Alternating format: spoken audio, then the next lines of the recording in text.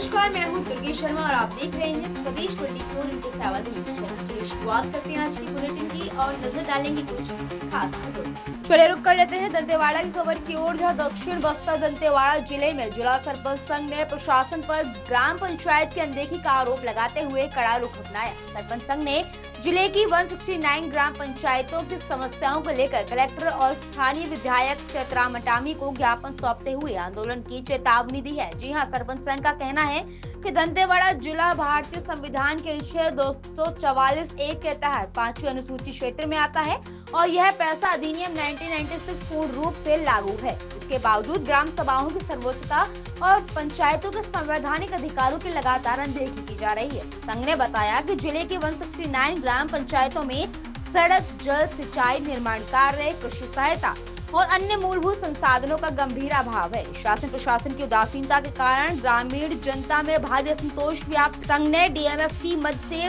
Medical college के लिए जारी राशि को लेकर भी जिला प्रशासन पर सवाल उठाए हैं। सरपंच संघ ने चेतावनी दी है कि यदि 14 फरवरी तक उनकी मांगों पर कोई ठोस कार्रवाई नहीं की गई तो जिले भर में उग्र आंदोलन किया जाएगा। अब देखना यह होगा कि प्रशासन सरपंच संघ की मांगों को कितनी गंभीरता से लेता है तो जिले में आंदोलन की स्थिति बनती है। इस खास खबर के लिए दंतेवाड़ा से संवाददाता भुवनेश्वर ठाकुर की खास रिपोर्ट।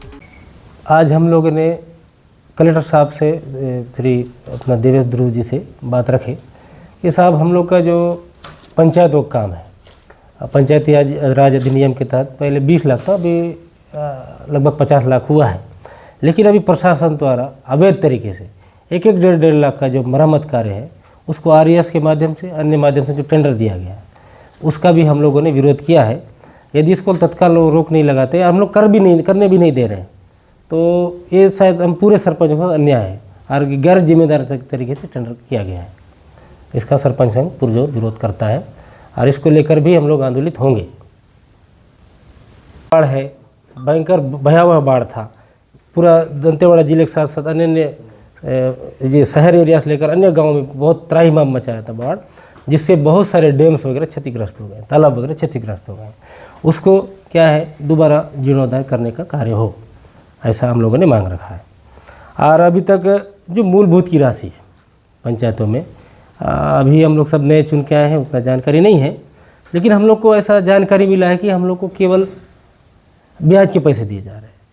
और जैसे हम लोग जो मूलभूत समस्याएं हैं और कुछ समस्याएं गांव की, वो अच्छे से नहीं कर पा रहे हैं। और जो एक बड़ा मांग है, सभी लोग हम लोग सरपंच लोग माननीय मुख्यमंत्री को, आज तो माननीय कलेक्टर दंतेवाड़ा, माननीय जिला पंचायत अध्यक्ष और विधायक जी को ज्ञापन दिए हैं। आगामी दिवस में हम लोग माननीय मुख्यमंत्री छत्तीसगढ़ शासन, प्रभारी मंत्री जी, सांसद जी और पंचायत मंत्री को हमारा जो सरपंचों का मानदेय है 20,000 और पंचों का 5,000 मानदेय को लेकर मांग रखेंगे। और ये सब कुछ जो मूलभूत सुविधाएं यदि नहीं होती है तो सरपंच संघ उग्र आंदोलन के लिए बाध्य होगा। आप सभी को नमस्कार, मेरा नाम शैलेश अटामी है। मैं सरपंच संघ जिला दंतेवाड़ा का कोषाध्यक्ष भी हूँ और अभी प्रवक्ता का भी दायित्व माननीय अध्यक्ष जी ने और संगठन ने दिया है। आज हम लोगों ने जो ग्राम पंचायत को विकास को लेकर पिछले एक साल तक हम लोगों ने कलेक्टर साहब और अन्य सभी अधिकारियों से हम लोग आवेदन पे आवेदन किए, लेकिन हम लोग को केवल डुलमुल आश्वासन ही दिया जा रहा है। मतलब हम लोग लगातार देख रहे हैं आज होगा कल होगा। पिछले बार हम लोग पिछले कलेक्टर श्री कुणाल दुधावत जी द्वारा हम लोग को बार बार बोलने पर हम लोग को ये कहा गया कि हम लोगों ने जो दंतेवाड़ा का डीएमएफ का जो राशि है वो मेडिकल कॉलेज की दे दिया गया है। कितनी राशि? लगभग 300 से 350 करोड़ रुपया की राशि वहाँ दिए हैं। इसलिए आपको केवल मूलभूत जो स्कूल और आंगनबाड़ी ही मिलेगा, ऐसा बोल के उसमें भी आश्वासन हमको मिला है। और उसके बाद हम लोगों ने सीईओ जिला पंचायत जयंत तहाट से भी मिले, उन लोगों ने उनसे भी वही किए। मतलब ये बिल्कुल हम लोग साथ बार बार प्यार से चाय पिला के भेजने का काम प्रशासन हम लोग को कर रहा है। जो कि और कुछ पंचायतों में कुछ राजनीतिक उसके लोग या फिर जो भी हैं वो लोग कुछ जगह कर रहे हैं, लेकिन अच्छा काम नहीं हो रहा है। उसी को लेकर हम लोगों ने आज फिर अभी नए कलेक्टर आए देवेश ध्रुव साहब, उनसे मिले कि उनसे कहे कि साहब आप नए थे, उस समय मिले, आपसे शिष्टाचार मुलाकात थी, लेकिन आज हम लोगों ने जो हमारी जो मांगे हैं ठोस मांगों को लेकर आपको मिल रहे हैं, ऐसा हम लोग बोले। तो उन्होंने भी आश्वासन दिया, क्योंकि आश्वासन सुन सुन के हम लोग थक गए हैं, अभी आश्वासन पर हम लोग का भरोसा नहीं है।